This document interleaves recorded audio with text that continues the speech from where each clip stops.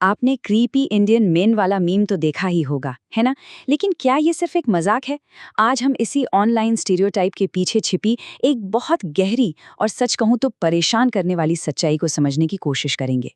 एक ऐसी सच्चाई जो टेक्नोलॉजी के साथ मिलकर और भी ज्यादा खतरनाक होती जा रही है।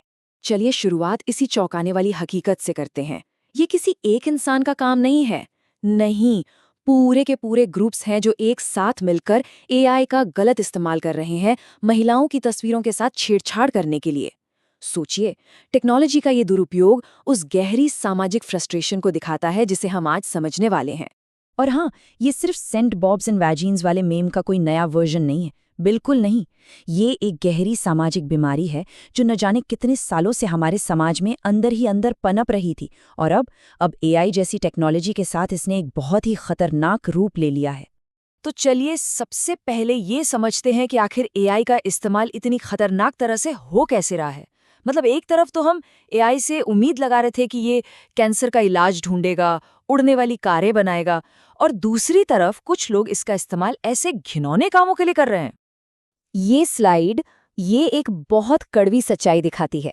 देखिए, संगठित ग्रुप्स एआई का इस्तेमाल करके महिलाओं को डिजिटली अनड्रेस कर रहे हैं।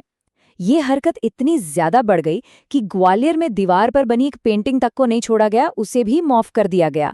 और मामला इतना गंभीर हो गया कि भारत सरकार को खुद बीच में आना पड़ा और इन प्लेटफॉर्म्स को चेतावनी जारी करनी पड़ी। लेकिन जैसा मैंने पहले कहा, ये कोई एकदम से हुई नई बात नहीं है। इस समस्या की जड़ें बहुत पुरानी है। ये उसी पुराने ऑनलाइन स्टीरियोटाइप की देन है जिसने सालों से भारतीय पुरुषों की एक खास तरह की छवि बना रखी है। जरा इस टाइमलाइन को देखिए कि ये समस्या कैसे धीरे धीरे बढ़ी। 2010 के आसपास सेंट बॉब्स एंड विजाइना का मीम वायरल हुआ। फिर दशक के बीच तक ये मजाक से कहीं आगे बढ़कर गानों का और यहाँ तक कि अर्बन डिक्शनरी का हिस्सा बन गया। और आज 2020 के दशक में वही मानसिकता एआई की मदद लेकर एक संगठित उत्पीड़न, एक तरह के हैरेसमेंट में बदल चुकी है। तो अब आते हैं सबसे जरूरी सवाल पर। आखिर ये फ्रस्ट्रेशन, ये गुस्सा आता कहाँ से है? इसकी जड़ क्या है? चलिए उन सामाजिक और मनोवैज्ञानिक वजहों को समझते हैं जो इस खतरनाक बर्ताव को जन्म दे रही हैं। तो ये फ्रस्ट्रेशन आखिर आता कहाँ से है? ये स्लाइड इसे एक संकट कॉकटेल की तरह दिखाती है।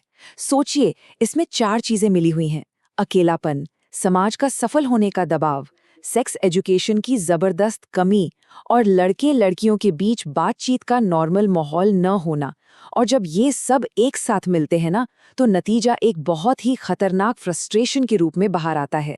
ये स्लाइड समाज की उम्मीदों और असलियत के बीच की एक बहुत बड़ी खाई को दिखाती है। उम्मीदें क्या हैं कि एक अच्छी सरकारी नौकरी मिल जाएगी, 30 की उम्र तक जिंदगी सेटल हो जाएगी, शादी होगी, परिवार बसेगा। लेकिन असलियत क्या है? जबरदस्त कंपटीशन, गिनी चुनी नौकरियां, और ऑपोजिट जेंडर से बात कैसे करनी है इसका कोई तजुर्बा ही नहीं। ये एक प्रेशर कुकर जैसी सिचुएशन है। और ये जो तजुर्बे की कमी है ना, इसकी जड़ है हमारी अलगाव की संस्कृति। बचपन से ही लड़के लड़कियों को एक दूसरे से बात करने से रोका जाता है। उनकी दोस्ती को हमेशा शक की नज़र से देखा जाता है। स्कूलों में बायोलॉजी का रिप्रोडक्शन वाला चैप्टर अक्सर छोड़ दिया जाता है, और शादी से पहले सेक्स पर बात करना तो आज भी एक बहुत बड़ा टैबू है। नतीजा, एक ऐसी पूरी पीढ़ी तैयार हो रही है जो दूसरे जेंडर को ठीक से समझ ही नहीं पाती। और इस आग में घी डालने का काम करता है हमारा मीडिया और पॉप कल्चर।